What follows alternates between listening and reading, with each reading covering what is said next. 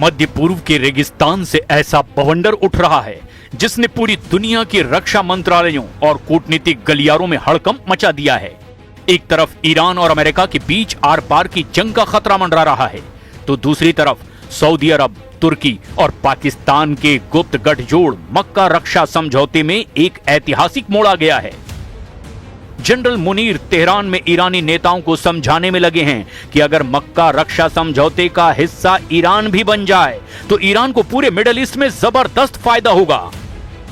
दावा किया जा रहा है कि इस्लामिक दुनिया के इस नए और सबसे ताकतवर सैन्य अभियान में अब ईरान को भी एंट्री का न्योता दिया गया है।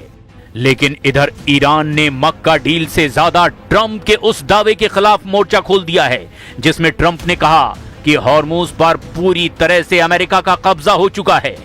ईरान ने टू कह दिया है कि अगर अमेरिका के नए सख्त प्रतिबंध का साथ ईरान के खिलाफ अरब के 6 देशों ने दिया तो ईरान सभी 6 अरब देशों पर सीधे हमला कर देगा। हम आपको दिखाने जा रहे हैं कि लगभग 180 दिन से चल रहे ईरान अमेरिका युद्ध और तनाव के बीच अब कौन सी नई जंगी चालें और बिसात बिछाई जा रही है। शुरुआत करते हैं उस मक्का रक्षा समझौते से जिसका ऑफर लेकर पाकिस्तान के field marshal general Asim Munir इस वक्त तेहरान में नई गोटियां और साजिश को सेट करने में जुटे हुए हैं।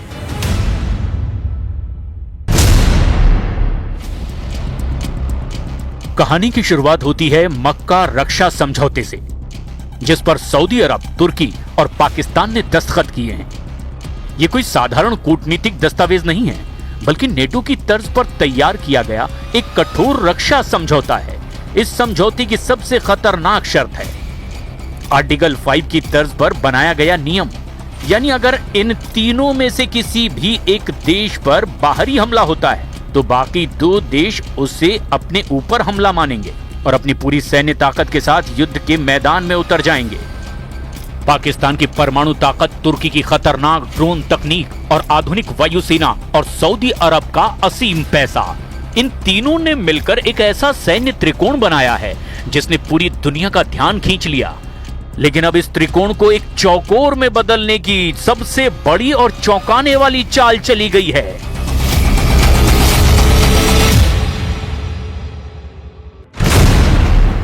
ये दौरा जनरल मुनीर और ईरानी विदेश मंत्री अब्बास अरागची के बीच 4 दिनों के भीतर बुधवार और शनिवार को हुई 2 फोन कॉल के बाद हुआ है। ईरान को मक्का समझौते में शामिल होने के लिए न्योता दिया गया। ये जानकारी अल मयादीन की एक रिपोर्ट के मुताबिक सामने आई है। इस गठबंधन को सऊदी अरब, तुर्की और पाकिस्तान ने मिलकर बनाया।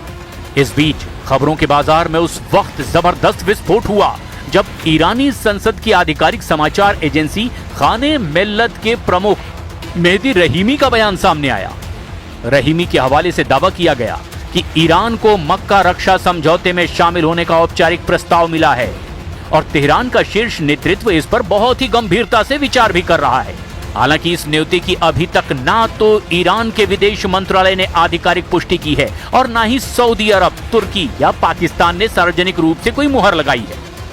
लेकिन तेहरान के गलियारों में चर्चा गर्म है कि क्या ये अमेरिका के कड़े आर्थिक प्रतिबंधों की नाकेबंदी से बचाने के लिए ईरान को दिया गया एक बड़ा सुरक्षात्मक लालच है।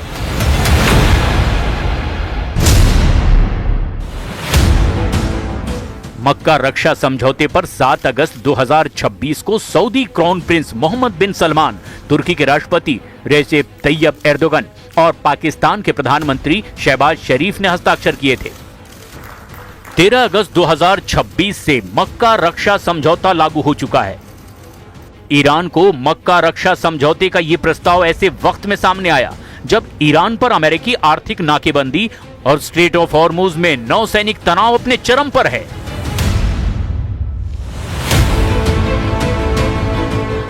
इधर ईरान की राष्ट्रीय सुरक्षा परिषद के शीर्ष अधिकारियों ने सऊदी अरब, यूएई, कतर और कुवैत जैसे सभी खाड़ी देशों को 2 टूक शब्दों में अल्टीमेटम जारी कर दिया है। अगर किसी भी खाड़ी देश ने अमेरिका की आर्थिक नाकेबंदी, तेल प्रतिबंधों या सैन्य अभियानों में किसी भी तरह से मदद की तो ईरान इसे अपने खिलाफ सीधे एक्ट ऑफ वॉर यानी युद्ध की कार्रवाई मानेगा। ईरान की इस सीधी धमकी ने खाड़ी देशों की नींद उड़ाकर रख दी है। यही वजह है कि रियाद और अंकारा अब तेहरान को अमेरिका के खिलाफ युद्ध में धकेलने की बजाय उसे मक्का समझौते की सुरक्षा छत्र छाया में लाकर पूरे मध्य पूर्व को एक संयुक्त मुस्लिम रक्षा मंच में बदलने की कोशिश कर रहे हैं। लेकिन इस कोशिश के ठीक उलट ईरानी तेवर बेहद सख्त हैं। तेहरान से सीधी चेतावनी दी गई है, कोई बहाना नहीं चलेगा।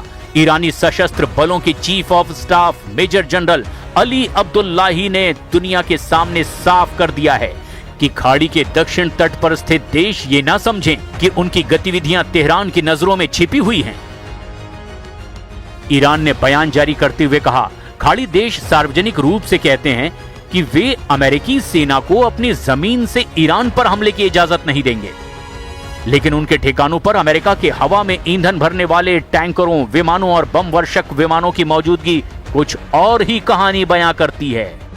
अगर अमेरिकी सेना को जरा सी भी सुविधा या मदद दी गई तो इसे अमेरिकी आक्रमण में सीधा भागीदार माना जाएगा। ईरानी सुरक्षा परिषद के मोहसेन रेजाई ने तो यहां तक कह दिया कि अगर अमेरिका का आर्थिक युद्ध और नाकेबंदी जारी रही तो खाड़ी क्षेत्र या स्ट्रेट ऑफ हॉर्मुज से तेल की एक बूंद भी बाहर नहीं जाने दी जाएगी। या بحث محاصره دریایی خب محاصره دریایی که امروز نیست که الان چند ماه محاصره دریایی هستیم ولی ما نفتمون رو فروختیم. ما در همین یک ماه دو ماه گذشته 70 میلیون بشکه نفت در اون دو سه روزی که توافقنامه اون هفته اول توافقنامه वॉशिंगटन का मकसद ईरान की बची कुची अर्थव्यवस्था को पूरी तरह से ठप कर देना है। ट्रंप चाहते हैं कि ईरान पर इतने सख्त प्रतिबंध लग जाएं कि ईरान आर्थिक तौर पर पूरी तरह से तबाह हो जाए। ट्रंप ये चाहते हैं कि ईरान पर अमेरिका के सख्त आर्थिक प्रतिबंध पर अरब देश और पूरी दुनिया के सभी देश भरपूर साथ दें, वरना अंजाम बहुत बुरा होगा। So we went down and we stopped them. They'll never have a nuclear weapon. They want to make a deal so badly. We don't even know if we want, because I view the Strait of Hormuz as an American territory right now. It's an American territory.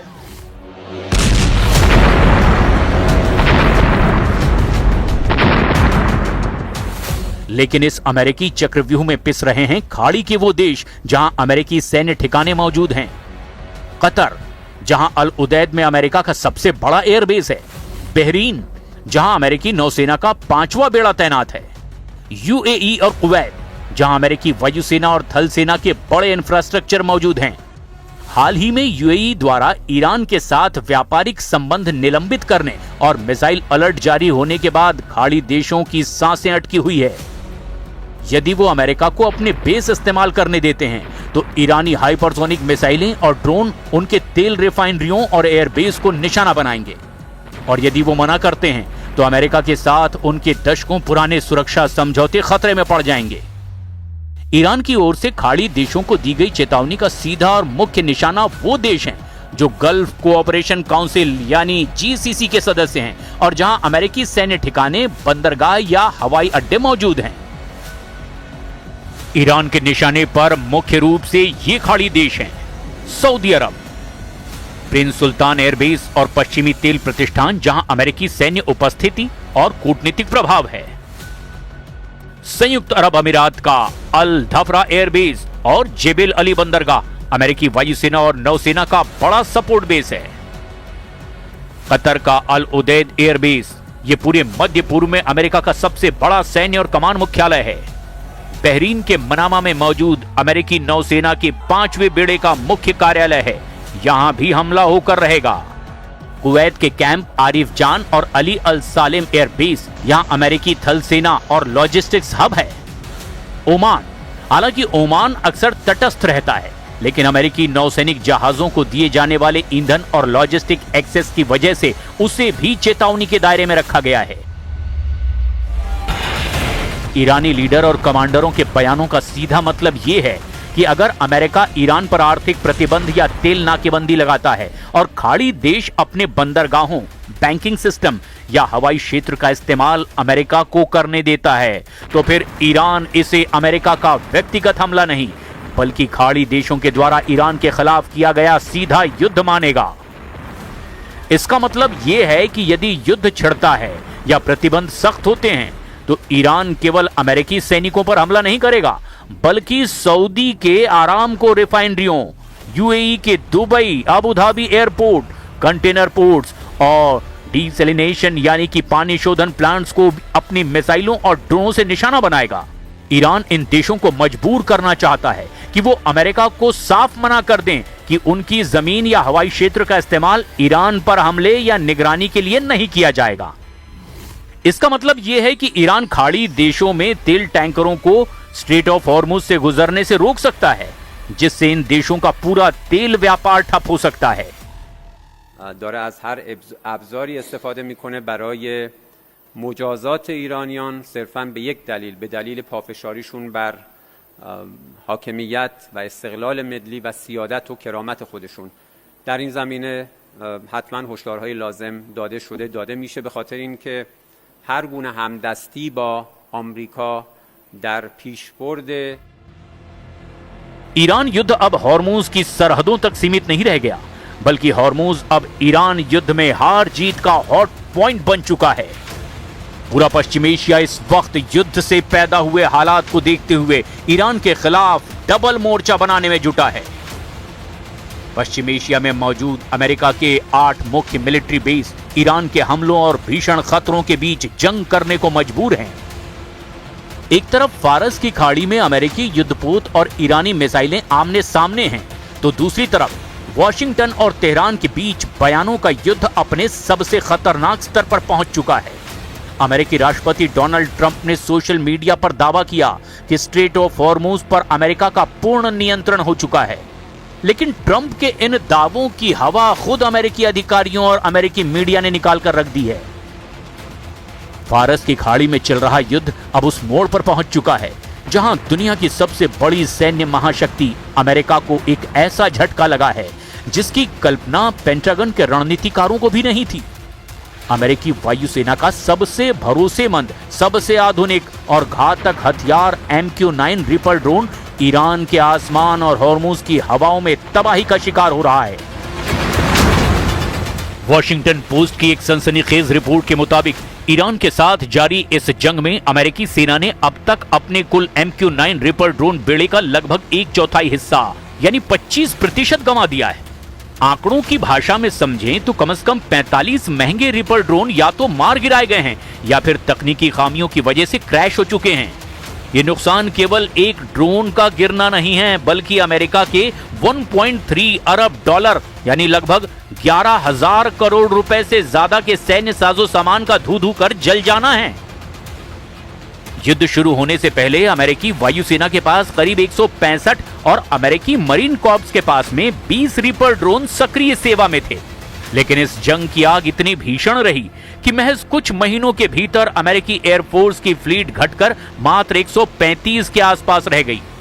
Pentagon के lieutenant general David Taber ने अमेरिकी senate में अपनी गवाही के दौरान इस भारी नुकसान पर गहरी चिंता जाहिर की थी, लेकिन सवाल ये उठता है कि दुनिया का सबसे हाईटेक माना जाने वाला ये हंटर किलर ड्रोन इतनी आसानी से निशाना कैसे बन गया? इसकी पहली वजह उड़ान की गति और ऊंचाई। MQ-9 रिपर एक प्रोपेलर चालित ड्रोन है। ये बहुत तेज गति से नहीं उड़ता और जासूसी के लिए इसे अक्सर कम ऊंचाई पर मंडराना पड़ता है। ईरान के पास मौजूद अत्याधुनिक सरफेस टू एयर मिसाइल यानी SAM डिफेंस सिस्टम और इलेक्ट्रॉनिक वॉरफेयर यूनिट्स के सामने ये धीमी गति का ड्रोन एक सॉफ्ट टारगेट यानी आसान शिकार साबित हुआ। दूसरा कारण है संचार का टूटना। अधिकारियों के मुताबिक सभी 45 ड्रोन मिसाइलों से नहीं गिराए गए।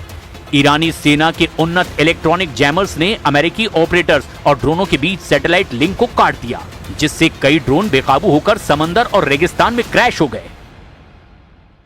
و هر طرحی که مبتنی بر واقعیت‌های ژئوپلیتیک و تاریخی منطقه باشه अब ऐसे हालात में देखना यह होगा कि ईरान को मक्का रक्षा समझौते से कंट्रोल किया जा सकता है।